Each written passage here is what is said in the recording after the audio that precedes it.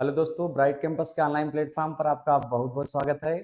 Channel पर बने रहने के लिए आपका बहुत बहुत धन्यवाद। जैसा कि यूपी पुलिस का पेपर बहुत ही नज़दीक आ रहा है, तो देखते हुए हम लोग सिलेबस का एक सीरीज चला रहे हैं, जिस पे यूपी पुलिस के सिलेबस को देखते हुए सिलेबस पर मैं वार करते हुए चल रहा हूँ। सिलेबस में जितने टॉपिक दिए गए मैं उन्हीं पर चर्चा करूंगा, मात्र यूपी पुलिस के सिलेबस पर ही चर्चा करने चल रहे हैं। जैसा कि हम लोग बहुत सारे टॉपिक इनमें कवर कर चुके हैं, संपूर्ण हिंदी कवर किए हैं, यूपी जीके कवर किए हैं, पुलिस प्रशासन कवर किए हैं। ये सब जितने भी आपको वीडियो चाहिए सब प्लेलिस्ट में आपके अवेलेबल है। प्लेलिस्ट में जाकर आप देख सकते हैं प्रत्येक वीडियो। बट समय आपके पास कम है, उसके लिए मैं सिलेबस के सीरीज को कंटिन्यू करना चाह रहा हूँ। आपको चाहे मैथ का चाहे हिंदी का संपूर्ण मैराथन यूपी जीके सब की वीडियो आपके प्लेलिस्ट में आपको मिल जाएंगे। और आगे कौन-कौन सी वीडियो आपको आने वाले हैं, इसका नोटिफ़िकेशन आपको जाता रहे इसके लिए चैनल को सब्सक्राइब करके रखेंगे। और जो भी बच्चे ऐसे हैं जो वर्दी का सपना देख रहे हैं, कम से कम इतना सहयोग करिए कि उनके पास तक ये वीडियो पहुँचाने का प्रयास करिए। और अगर चैनल आपको अच्छा लग रहा है सब्सक्राइब और लाइक करिएगा। तो हम चलते हैं आज अपने सिलेबस से एक नए टॉपिक जो आपका सरकारी रिजल्ट पे लिखा गया है कि उसमें अर्थव्यवस्था के क्षेत्र को उन्होंने पूछा है। अर्थव्यवस्था के क्षेत्र स्पेशल एक टॉपिक को ऐड किया है। तो आज हम अर्थव्यवस्था नहीं पढ़ने आए, अर्थव्यवस्था के मात्र क्षेत्र पढ़ेंगे, जितना तक की टॉपिक हमारी यूपी पुलिस ने पूछा है। तो यूपी पुलिस के मैटर पर ही हम बात करेंगे। यहाँ पर जैसे देखते हैं अर्थव्यवस्था की क्षेत्र की हम चर्चा करें। किसी बच्चे को लग रहा होगा सर अर्थव्यवस्था क्या होती है, तो अर्थव्यवस्था मैं थोड़ा सा आपको बताना चाहूँ। अर्थव्यवस्था कहते किसे हैं तो थोड़ी समझदारी आप लोग दिखाएंगे, कोई दिक्कत नहीं आएगी।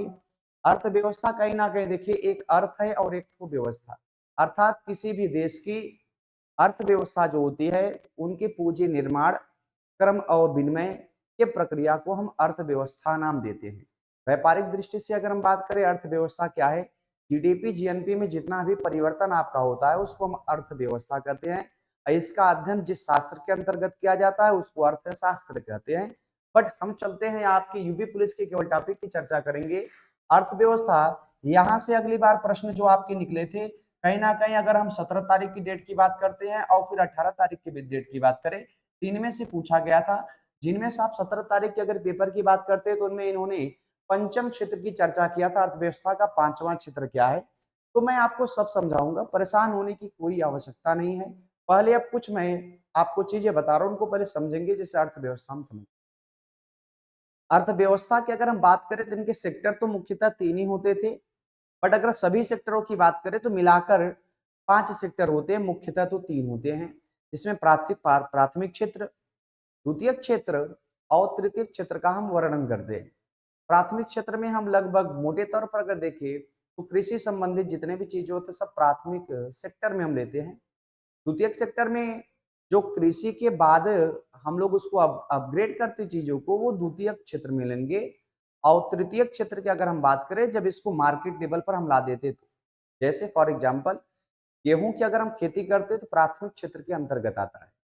जब गेहूं को लाकर हम चक्की पर पीसना शुरू करते हैं तो द्वितीय क्षेत्र के अंतर्गत आएगा। जब इसको मार्केट लेवल पर हम उतार देते हो तो तृतीय क्षेत्र के अंतर्गत आएगा। तो याद करके रखना है इनमें। अगर कभी भी आपका एग्जामिनर पूछता है कि तीनों क्षेत्रों में सबसे ज्यादा फायदा किसको होता है, तो तृतीय क्षेत्र को सबसे ज्यादा फायदा होता है। मेहनत सबसे ज्यादा कौन करता है, तो कृषि लेवल पर मेहनत सबसे ज्यादा किया जाता है। क्या यहीं तक सर तीन ही अर्थव्यवस्था होती है क्या? नहीं, अर्थव्यवस्था के आपके चार और पांच वो भी प्रकार है, उनका अध्ययन हम करेंगे किसी ना किसी व्यक्ति के कार्य क्षेत्र के हिसाब से। अर्थव्यवस्था के दो टॉपिक और ऐड किए गए हैं। अर्थव्यवस्था के मुख्यतः तो तीन भाग होते हैं, कुल भागों की चर्चा तो पांच होती है। यूपी पुलिस में हम उन्हीं भागों की चर्चा करने वाले हैं, क्योंकि हम कहीं ना कहीं सिलेबस पर वार करने के लिए निकले हैं। तो अर्थव्यवस्था के क्षेत्र, अर्थव्यवस्था की आर्थिक गतिविधियों का लेखन करने के लिए इसे मुख्यतः तीन क्षेत्रों में विभाजित किया गया है। जो मुख्यतः तीन क्षेत्र हैं उनमें याद करके रखिएगा, प्राथमिक क्षेत्र, द्वितीय क्षेत्र और तृतीय क्षेत्र की हम चर्चा करेंगे। जिनमें हम प्राथमिक क्षेत्र आपको अभी बताए हैं। प्राथमिक क्षेत्र अर्थव्यवस्था का वह क्षेत्र है जहां प्राकृतिक संसाधनों अर्थात कृषि की हम चर्चा करें, प्राकृतिक संसाधनों उत्पादन के रूप में प्राप्त किया जाता है। अर्थात वह चीजें जो कहीं ना कहीं भूमि और जमीन से लगे हों, जिनका हम कहीं ना कहीं उत्पादन कर रहे हैं, वो प्राथमिक क्षेत्र के अंतर्गत आता है। वह क्षेत्र जो पर्यावरण के सीधे संपर्क में रहता है, पर्यावरण के सीधे संपर्क में रहेगा। तो याद करके रखिएगा, एग्रीकल्चर के अंतर्गत आपके मछली पालन लोन सब कुछ आती है। केवल कृषि को आप केवल खेती से जोड़ रहे हो तो आप थोड़ी सी नादान हो। तो थोड़ी समझदारी एग्रीकल्चर के अंतर्गत हम उन सभी क्षेत्रों को भी लेते हैं जहां पर पालन जैसी चीजें आपकी होती हैं। इसे कृषि एवं संबद्ध क्षेत्र भी कहा जाता है। तो याद करके रखिए कि अर्थव्यवस्था का जो प्रथम क्षेत्र है उसका एक और नाम है कृषि एवं संबद्ध क्षेत्र है। कृषि संबंधित जो आपका क्षेत्र होता है, तो प्राथमिक क्षेत्र में केवल हम कृषि पालन का अध्ययन करेंगे तो थोड़ी समझदारी आप प्राथमिक क्षेत्र में दिखाएंगे। और अगर प्राथमिक क्षेत्रों की हम बात करते हैं तो प्राथमिक क्षेत्र में कौन कौन सी चीजें आती हैं, तो थोड़ी समझदारी आप दिखाओगे। प्राथमिक क्षेत्र में हम कृषि को यहाँ पे देखेंगे। कृषि के बाद की अगर हम बात करते हैं, कृषि आपका रहेगा वानिकी पशुपालन, खनन आपका होगा कच्चा माल होगा, डेयरी की बात करते हैं, मछली पालन की बात करते हैं, और पकड़ने की गतिविधियों की अगर हम बात करते हैं तो ये सब सारी चीजें जिनमें आपका जीडी जो 2022 का पेपर हुआ है उनमें पूछा गया है कि मछली पकड़ने की गतिविधियां आपके किस क्षेत्र के अंतर्गत आती हैं। तो हम समझ रहे हैं मछली पकड़ने की प्रक्रिया जो आपकी होती है ये क्षेत्र के नंबर कहीं ना कहीं प्राथमिक क्षेत्र के अंतर्गत आता है। जीडी ने ऐसा प्रश्न पूछा है तो थोड़ी सी समझदारी आप दिखाएंगे। तो प्राथमिक क्षेत्र में सर मोटे तौर पर आप क्या कहना चाह रहे हैं, प्राथमिक क्षेत्र जो कृषि से संबंधित या प्रकृति से संबंधित हो को हम प्राथमिक क्षेत्र के अंतर्गत लेते हैं। ठीक है, चलते हम थोड़ा सा द्वितीय क्षेत्र की चर्चा करते हैं। प्राथमिक क्षेत्र को जब हम अपग्रेड कर देते हैं तो वो द्वितीय क्षेत्र के अंतर्गत आता है। तो याद करके रखिएगा द्वितीय क्षेत्र वह क्षेत्र होता है जिसमें प्राथमिक क्षेत्र के उत्पादों को अपने गतिविधियों के में कच्चे माल के रूप में उपयोग जब किया जाता है। कहीं ना कहीं हम बता रहे हैं ना, इनको जब अपग्रेड कर देते हैं सेकेंडरी अवस्था में जब ये आ जाएंगे तब की यह प्रक्रियाएं होती है। क्लियर है। अब चलते हैं थोड़ा सा हम इनके अगले पॉइंट को देखते हैं कि ये वास्तव में इसके क्या एग्जाम्पल होंगे और कैसे कैसे इनमें गतिविधियां आपकी होती हैं। तो थोड़ी सी समझदारी सभी बच्चे देखेंगे। उसे द्वितीय क्षेत्र कहते हैं जो प्राथमिक क्षेत्रों को अपडेट करके थोड़ा सा बनाया जाता है। इसे औद्योगिक क्षेत्र भी कहते हैं, जैसे आप उसमें देखो कृषि क्षेत्र बोलते थे, इसे औद्योगिक क्षेत्र भी कहा जाता है। यहाँ कच्चे माल का निर्माण करके नई वस्तुएं बनाई जाती है, वस्तुएं केवल बनाई जाती हैं। सर द्वितीय क्षेत्र की अगर हम बात करें कुछ समझाएंगे क्या।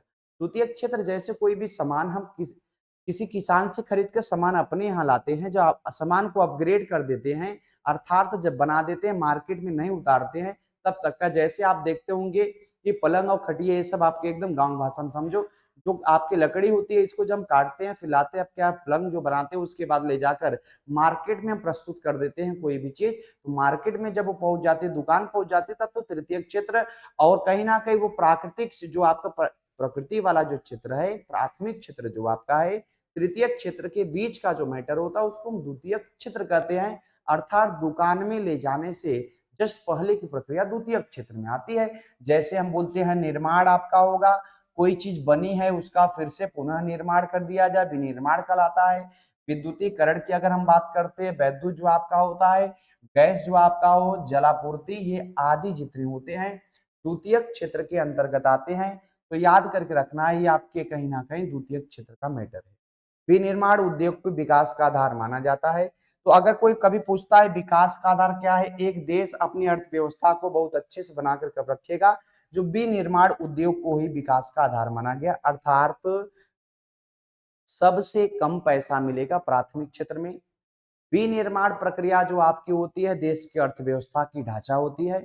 तृतीय क्षेत्र में सबसे ज्यादा फायदा होता है, याद करके रखना है। अब चलते हैं थोड़ा सा हम देखते हैं क्या क्या निर्माण की, भवन निर्माण, स्मारक माल, विनिर्माण, रोटी कपड़ा चीनी आदि ऑटोमोबाइल के अंतर्गत ये जो निर्माण आपके होंगे याद करके रखना है, निर्माण की प्रक्रिया है और ये आपकी कहीं ना कहीं विनिर्माण के अंतर्गत आएगा। आप केवल इतना ही चीज जान के रखोगे। हम तृतीय क्षेत्र की चर्चा करते हैं। तृतीय क्षेत्र में थोड़ा सा आइए बता चुके हैं, केवल चीजें को थोड़ा सा आपको समझना है कि तृतीय क्षेत्र वास्तव में कौन सा क्षेत्र। तृतीय क्षेत्र वह क्षेत्र जिसमें विभिन्न प्रकार की सेवाओं या उत्पादन किया जाता है तृतीय क्षेत्र कहलाता है। इसे सेवा क्षेत्र भी कहते हैं। प्रत्येक क्षेत्रों का अपना एक नाम है, तो यह सेवा क्षेत्र है। जैसे हम लोग पढ़ाने वाले हैं तो हम लोग भी सेवा क्षेत्र के अंतर्गत आते हैं, पढ़ाने वाले व्यक्ति भी सेवा क्षेत्र के अंतर्गत आएंगे। तो याद करके रखना है तृतीय क्षेत्र जो आपका होता है वह क्षेत्र जिसमें विभिन्न प्रकार की वस्तुओं का उत्पादन किया जाता है तृतीय क्षेत्र कहलाता है, याद कर रखिएगा। पेट ने 2021 में यह प्रश्न आपसे पूछा था, तो थोड़ी सी समझदारी आप लोग दिखाते रहेंगे। और जस्ट हम चलते हैं आगे, ये पेट में आपका पूछा गया है। उनमें अगर देखते हैं क्या एग्जाम्पल के रूप में हम लोग देते हैं, कौन कौन सा ऐसे एग्जाम्पल है तो कहीं ना कहीं इसके अंतर्गत आएंगे। तो एग्जाम्पल में पहली चीज आप यहाँ देखेंगे परिवहन की अगर हम बात करते हैं, संचार की बात करते हैं, बैंकिंग की बात करते हैं, परिवहन, संचार, बैंकिंग और भंडारण, ये जितने भी आपके हैं कहीं ना कहीं तृतीय क्षेत्र के अंतर्गत आएंगे। देखिए यहाँ पर भंडारण को कहीं ना कहीं एसएससी जीडी ने पुनः फिर से पूछा है। व्यापार की अगर बात करते हैं, सामुदायिक सेवाएं की, मनोरंजन का, विश्राम स्थल, ये जितने भी होते हैं सब तृतीय क्षेत्र के अंतर्गत आते हैं। तो तृतीय क्षेत्र जहां तक मुझे लग रहा है आप समझ पाए हो। अगर कोई भी दिक्कत आपको होती है कि किसी भी पॉइंट को पूछना है, कमेंट बॉक्स में लिखना है, हम प्रयास करेंगे कि आपको रिप्लाई कर सके। और उसमें भी दिक्कत हो तो एक वीडियो लेकर पुनः मैं फिर से आऊंगा। अब चतुर्थ क्षेत्र की हम चर्चा करते हैं। अर्थव्यवस्था के इस क्षेत्र में बौद्धिक गतिविधियों को शामिल किया गया है। बौद्धिक गतिविधियां गुरुजी क्या होती हैं? जैसे हम सरकार, संस्कृति, पुस्तकालय, अनुसंधान, शिक्षा, सूचना प्रौद्योगिकी, ये शिक्षा की व्यवस्था है, शिक्षक नहीं है। कभी भी अगर तुमसे शिक्षक पूछता है तो शिक्षक तो तृतीय क्षेत्र के अंतर्गत आएंगे।